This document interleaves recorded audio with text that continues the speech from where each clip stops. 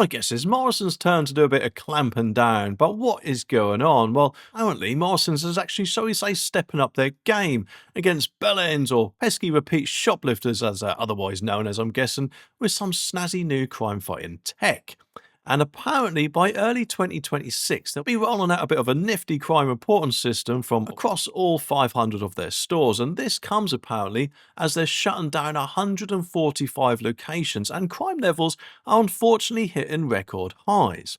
Will it mean, though, that they might actually take a leaf out of Tesco's book and introduce other things like weighing scales for our trolleys and things like that? But I guess we'll have to wait and see. At the minute, the grocer says that this new tech is the reason behind the move, and Aurora systems apparently are already in use in places like Holland and Barrett, M&S, Home Bargains and Boots. It's all about collective intelligence, they reckon, making it easier for staff to log and report crimes with extra details like CCTV images, stolen goods and any threatening behaviour, which surely is only a good thing, isn't it? Because if you have someone walk into your store and they're spotted by, I don't know, the store's security bloke or whatever on the CCTV, then he can kick them out quicker than I guess you'd leave if you found out your blind date was someone like, I don't know, Vanessa Feltz maybe. But the good thing is, hopefully quite game-changing thing is, this information gets pulled into one place, helping retailers spot crime trends and beef up police reports, and surely would mean that they'd be able to share details with each other.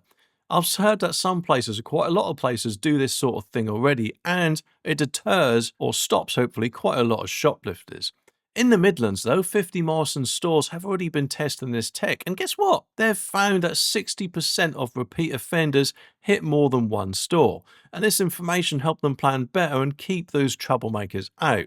And while it is, at the minute, not clear if crime dropped during the trial, store managers felt more clued up and safer. Plus, Morrisons tripled the value of information sent to the police, leading to 11 prosecutions for 35 crimes over 12 weeks, which hopefully would end up as a massive deterrent for any would-be five-finger discount people or shoplifters, eh? But before this, apparently, crime data collection was apparently all over the place, making it tough to get a real picture of what was happening.